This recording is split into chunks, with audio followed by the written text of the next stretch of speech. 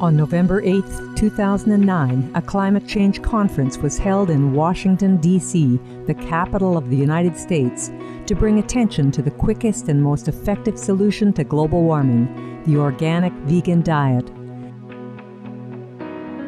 Titled Humanity's Leap to the Golden Era, Washington, D.C. Climate Change Conference, the event brought together experts of science and health, as well as international ambassadors, media members, and artists that included Ambassador Banny de Broom of the Republic of the Marshall Islands, Ambassador Jack Cross of the Republic of Suriname, Ambassador Isben Williams of St. Kitts Nevis, Dr. Stephen Schneider, lead scientist of the reports of the Nobel Prize-winning UN Intergovernmental Panel on Climate Change, Dr. Michael Greger, Director of Public Health and Animal Agriculture for the Humane Society of the USA and author of Bird Flu, a Virus of Our Own Hatching, Dr. Ruby Lathan, Nutrition Policy Manager of the Physicians Committee for Responsible Medicine, Dr. Peter Carter,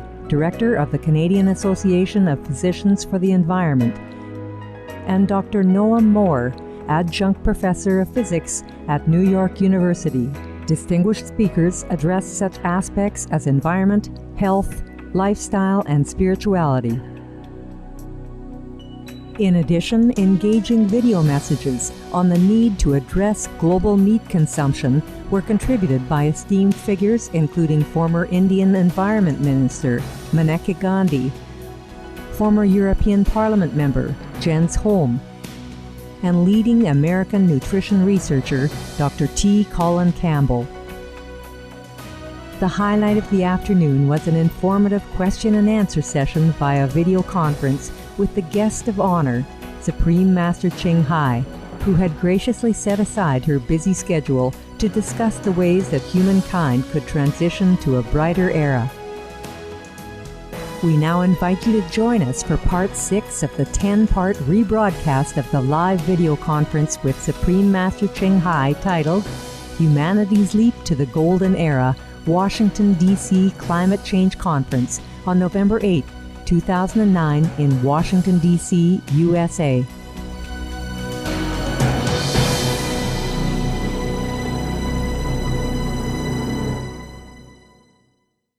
Sometimes it takes an impending catastrophe to make us change and become much greater than we were before. Is this what's happening with climate change?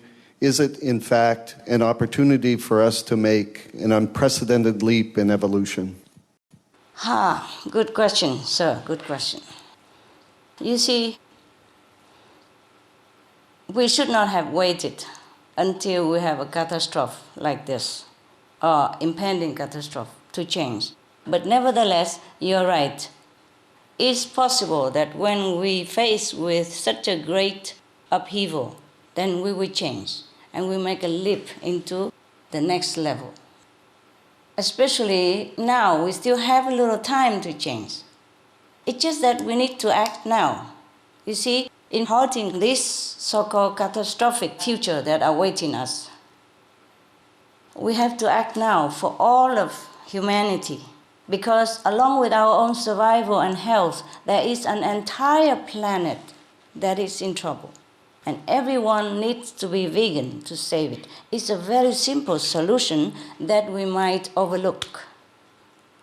Because if we all change into vegan, put down the animal products, then we would have a dream world that I promise. Because like beget like. We forget that the Bible told us that as we sow, so shall we reap. That means if we create peace, compassion, and harmony, then that's what we will get. Now, the impending catastrophe that you mentioned, it might be motivating us to change, the whole humanity. But to benefit from this opportunity, more people must act now. All of us must. We face a very dangerous future if global warming continues. In fact, distinguished scientists and other United Nations members have been meeting throughout this year in preparation for the December Copenhagen summit, where they hope to reach agreement on a treaty to replace the Kyoto Protocol. German Chancellor Angela Merkel was just here in Washington, D.C., making an historic address to the U.S. Congress and asked the United States to help to lead in halting climate change. I would ask the same, even though I'm not the chancellor. I'm sure many of you are aware of the increasing number of global warming effects noted worldwide. So I will share just a few from the world and from the United States. 1. In the Arctic North Pole, so much ice has already melted that scientists are forecasting an ice-free summer within as little as 3 to 6 years, which would be the first time in 1 million years. First time in 1 million years. Meanwhile, Greenland is shedding 85 million tons of iceberg each day due to warming, and at a rate that is increasing by 7% each year. The West Antarctic ice shelf is also melting, with 3.3 meter sea level rises forecast that would threaten cities like your country, New York, Washington, D.C., and San Francisco. And if all of Antarctica and Greenland were to melt, the ice, then the sea levels could rise to as much as 70 meters, which would be deadly or disastrous to most lives on Earth. 2. Glaciers across the globe are shrinking more quickly than researchers ever expected, leaving rivers and lakes gone, disappear, or drying, with no water for crops and billions who face food shortages due to water shortages as well. 3. Due to rising sea levels, islands are sinking as we speak, with Tuvalu, Tonga, and some 40 other island nations having to plan their whole country's migrations. They are being forced to join the already 20 million climate refugees today. The International Organization for Migration stated that there may be 200 million climate refugees by 2050. 4. According to researchers at Georgia Institute of Technology, United States of America, worldwide, the number of the most destructive Category 4 and 5 hurricanes doubled over the past 35 years. Category 5 storms yield the highest level of destruction in major cities. Their intensity and duration also increased by 75% since the 1970s. One of these storms, whose effects can still be seen and felt, was the 2005 Hurricane Katrina, which devastated especially areas of New Orleans, with people who are still recovering their homes and their lives today. I am so sorry the American people have had to suffer through such tragedies. Now, in the United States, 1. Close to 1 million acres of pine forests have been lost in the Rocky Mountains due to beetle infestation from global warming. Similar also in Canada, but due to time limit, I cannot report to you everything. So now we just report about United States. Now, 2, in the state of Montana, the famous glaciers of Glacier National Park are now expected to disappear within a decade. 3. According to a new study by the Scripps Institution of Oceanography, the Colorado River, which supplies water to 7 western states, is going dry. Famous river, huh? 4. In fact, researchers say that the U.S. West is facing a devastating drought crisis as snows from mountains are released in vast reservoirs of water. 5. The sea level in North Carolina, USA, rose 3 times faster during the 20th century than during the previous 500 years. 6. The U.S.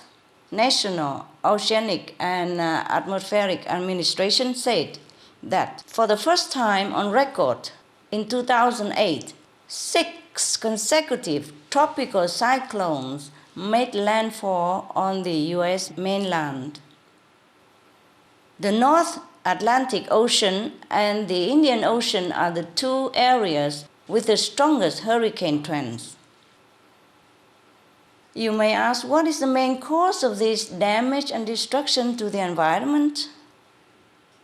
Perhaps, surprisingly, it's not the coal industry or cars or planes or trains or boats or ships. It's methane, which is produced primarily by the livestock industry. A new and just published report by the respected World Watch Institute states that livestock is the largest single contributor to greenhouse gases, responsible for more than 51% of the total emitted. This report factors in an atmospheric heat-trapping effect of methane that is 72 times larger than CO2 when averaged over a 20-year period. Furthermore, just days after the World Watch Institute's report was released, NASA announced that methane actually contributes much more to global warming than previously understood, and it traps 100 times the atmospheric heat over 20 years. And the largest source of methane is, livestock. Now, facts such as these have caused people like esteemed climate expert Lord Stern of the United Kingdom to state in an interview that meat is a wasteful use of water and creates a lot of greenhouse gases. It puts enormous pressure on the world's resources. A vegetarian diet is better. So I quote exactly what he said. Now, the United Nations Food and Agriculture Organization reported that livestock raising is the single largest human use of land, the biggest source of water pollution, the number 1 cause of biodiversity loss, and the top producer of human-caused methane and nitrous oxide. In fact, the United Nations has named livestock as one of the biggest environmental problems of our time, with 90% of the destruction to the Amazon rainforest since 1970 being for cattle and growing animal feed. Lush forests are being turned into barren fields at a rate of 36 football fields per minute.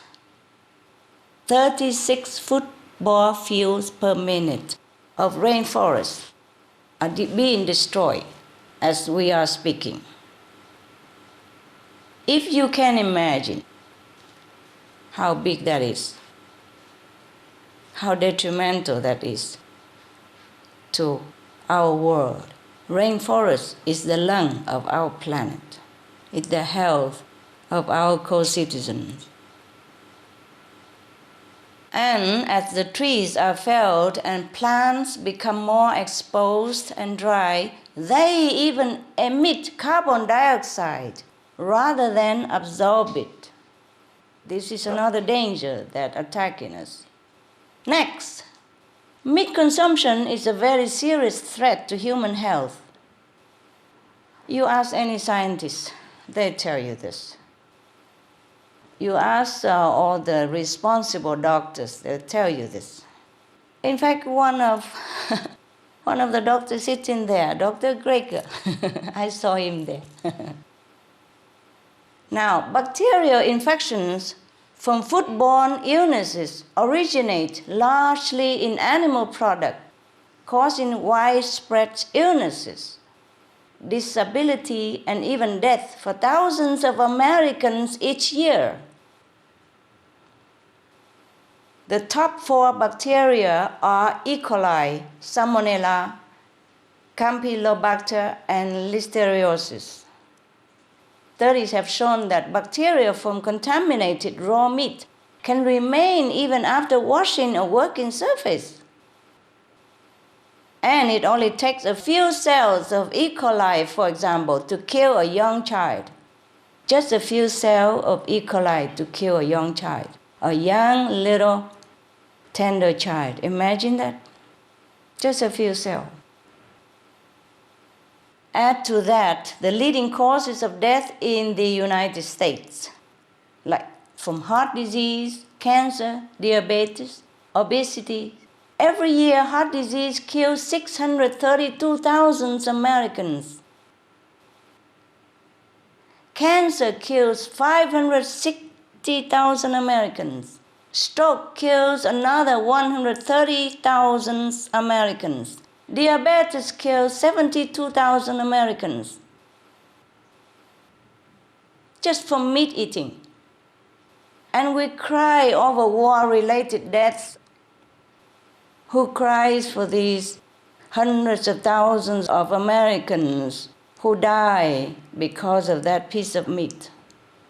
Who cry for those young, helpless, innocent little child who die just because of meat-related E. coli, just a few cells of it?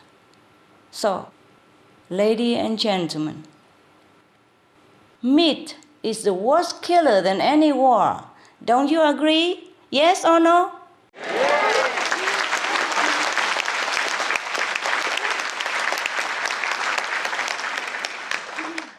Thank you.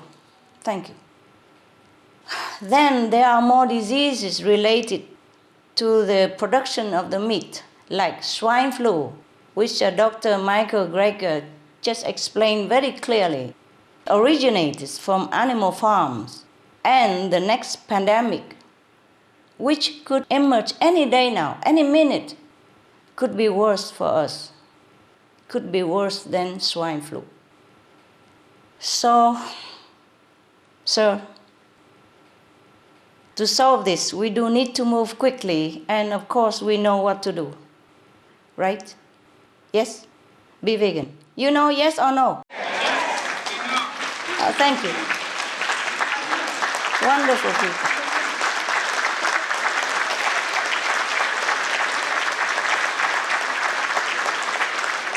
Wonderful. You make my day. There is an advantage of time here, because one aspect of methane is that it dissipates in around 12 years' time, whereas carbon dioxide, CO2, stays in the atmosphere for up to thousands of years. So we remove the livestock-generated methane and the planet cools fast. You see the logic? Yes. From many scientific studies, the health benefits of the vegan lifestyle are already clear. And there are entire communities, such as Village of Peace in Israel, where thousands of vegan residents are free of diseases, such as high blood pressure, diabetes, and even cancer. in the country of Ghana, there is a similar program where, after becoming vegan for more than 20 years now, the villagers, the entire village, don't have malaria anymore. And you know how malaria attacked those countries in Africa, yes. And the previous high infant mortality rate went down to 0. Before, high infant mortality rate, 0. Yes. I also applaud this program. So please pray with me, Mr. Pelletier, that everyone does wake up in time.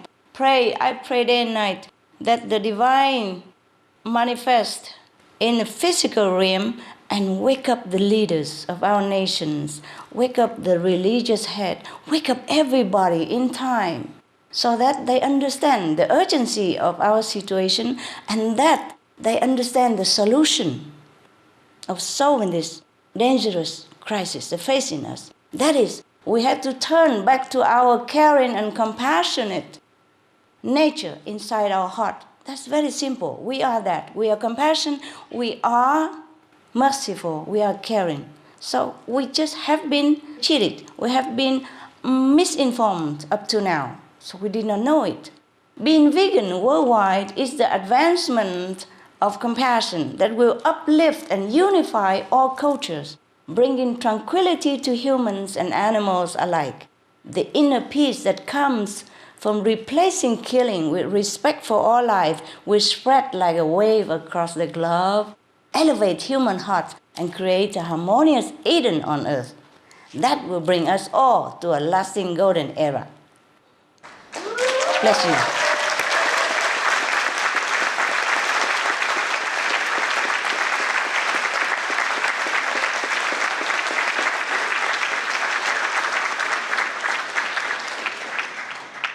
I'm positive we will do it. Yes?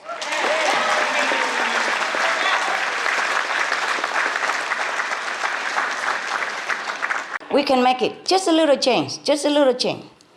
Just a little piece of animal meat. Change to vegetable protein. We have plenty nowadays. We have vegetarian sausage. We have vegetarian all kind of chicken, shrimp. Look alike, taste better.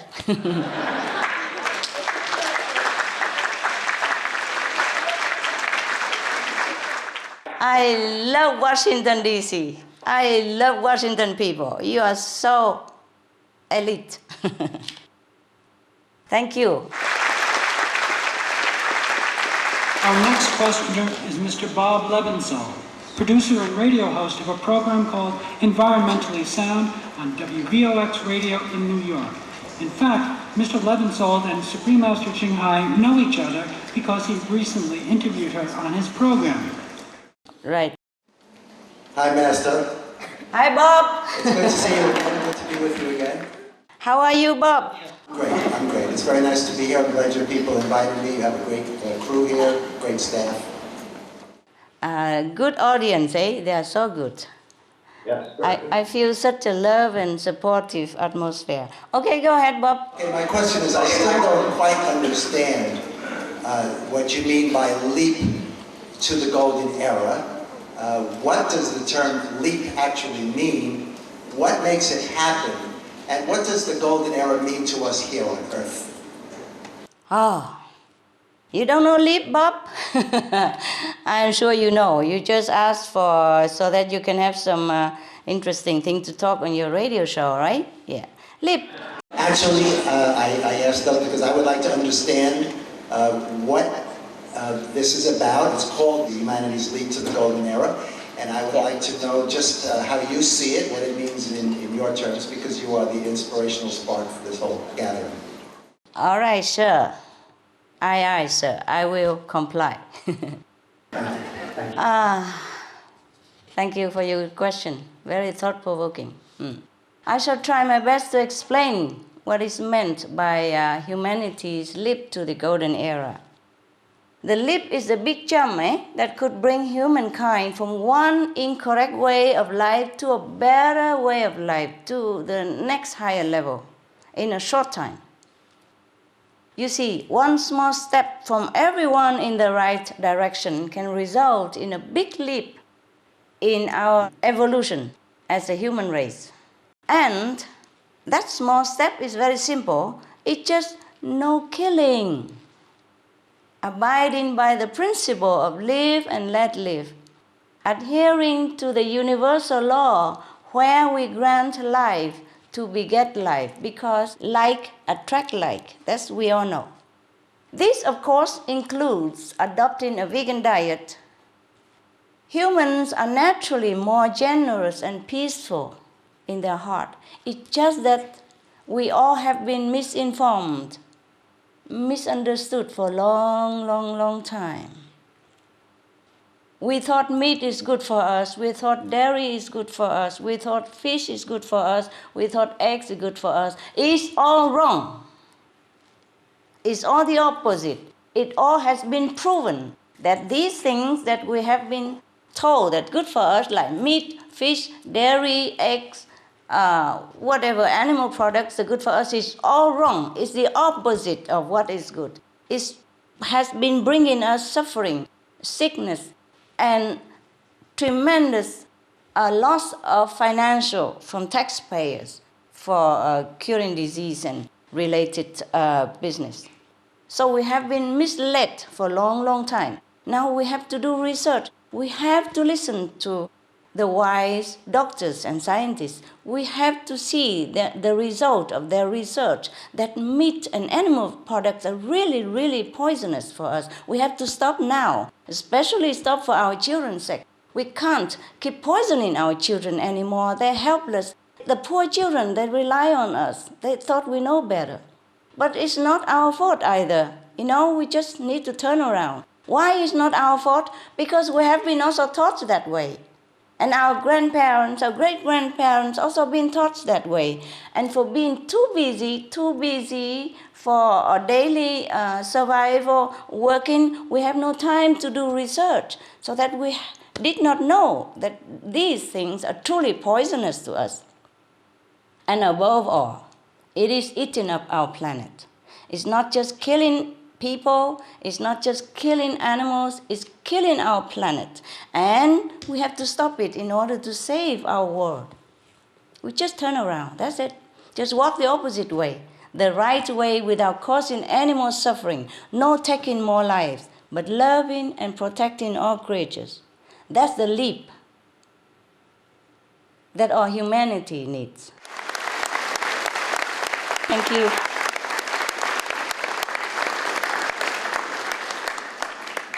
We will feel completely different after we make this leap. We will feel evolved to the higher level of consciousness automatically. Just imagine, we are big, strong, intelligent, and able. We are able to plan all kind of stuff to eat.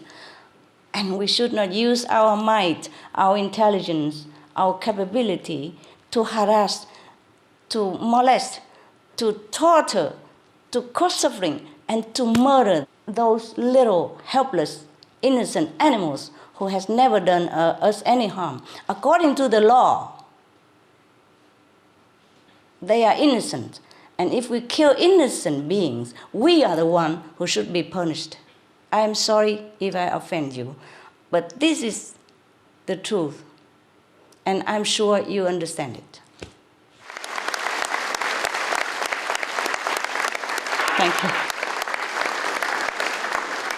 Through our leap in this evolution, we can live this existence of want and fear toward a true life of peace and love and enlightenment. From the vicious cycle of killing, suffering, and violence to a circle of loving kindness, protection, and happiness. Can we imagine a world where the meek ones never have to fear the strong?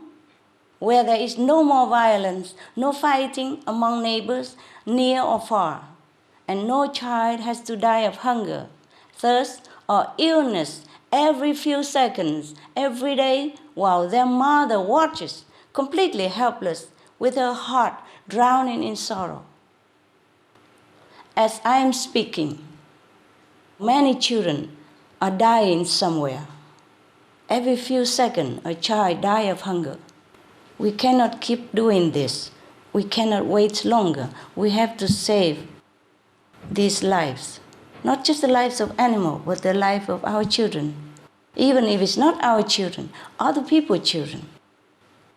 Meat causes so much suffering because it causes hunger and war.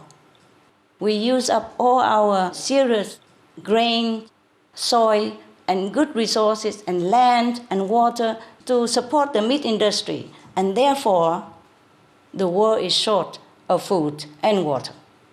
So in order to save lives, we have to stop the meat industry. The way we are living right now is a deeply degraded condition of what we really are. We are the children of God, which is all loving and kindness. We are the heirs of heaven. We're just forgotten. Can you imagine a God who comes here to earth and kills everything in sight to eat? Sorry if there's a God like that. I don't want to be his child. Would you like to be the children of that kind of God? Tell me yes or no. No. Okay, no. Thank you. Thank you. You're so kind. Now, if God is all merciful, all compassionate, all loving, and we are the children of God, then don't you think we should walk like God's children on earth? We have to walk the way of love and compassion. We have to represent our Father if we want to glorify his name. We always pray every day, hallowed be thy name in heaven as well as on earth. But what do we do to hallow his name? We have to represent him. We always pray to God because we believe God is merciful, protective, compassionate, and loving. And we are the children of God. We must represent these qualities. We are that qualities. We are loving and kindness. We have just been misled, misinformed, and we have forgotten. So please just remember, these qualities are deep inside us. So we know there must be something better than what we see around us. We do have examples throughout history of human beings whose lives were so uplifting that they continue to shine till today. Not only spiritual teachers, but philosophers like Plato, statesmen like Socrates, the mathematician Pythagoras, and the poet Ralph Waldo Emerson of America. They are all vegetarian. Are you surprised? No, you're not. You don't look surprised to me. So you knew all that. All the great people, they are vegetarian or vegan. So, if we study them carefully, we will see that at the basic core of the civilized life they taught is the vegan diet. The vegan diet is one of the first single greatest acts of compassion, of not harming another life and not damaging the environment even.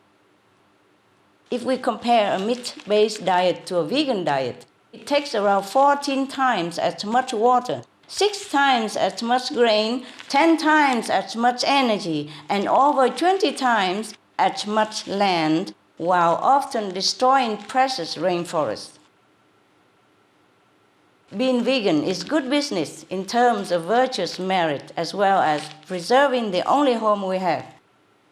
The less damage and harm we inflict upon the planet and her inhabitants, the less we have to pay. We are paying dearly now, and we will pay much dearer if we don't stop the meat animal industry. The more we exert our loving kindness and protection towards all beings, the greater we will be in the world, the greater will be the feeling in our heart, as well as in the kingdom of heaven.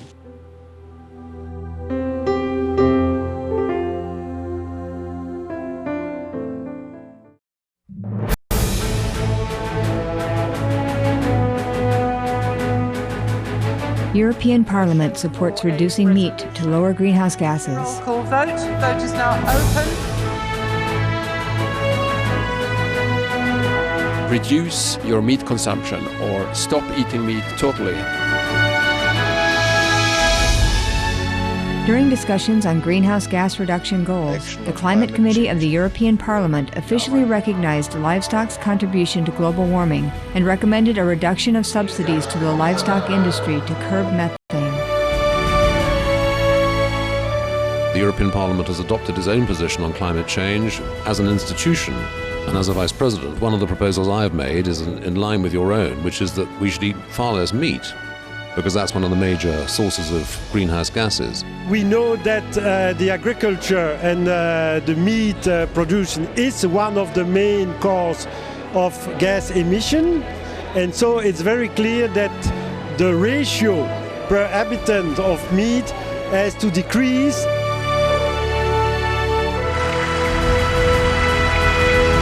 My name is Jens Holm. I'm a member of the European Parliament. Please, be veg, go green, save the planet.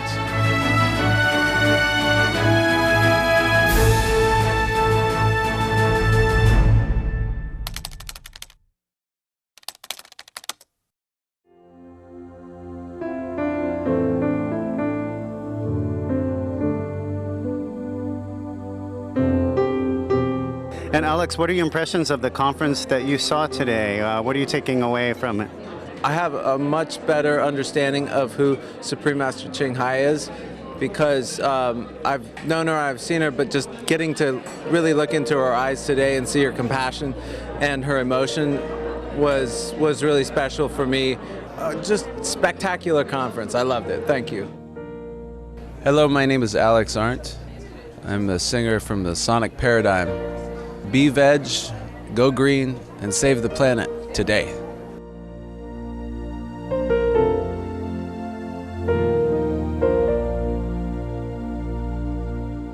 Thank you for your eco-friendly presence for today's episode of Words of Wisdom.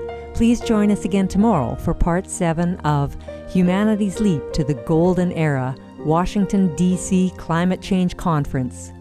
Music and poetry is coming up next, right after noteworthy news. Please stay tuned to Supreme Master Television. May God bless our planet with peace, friendship, and harmony. For more details, please visit www.suprememastertv.com/WOW.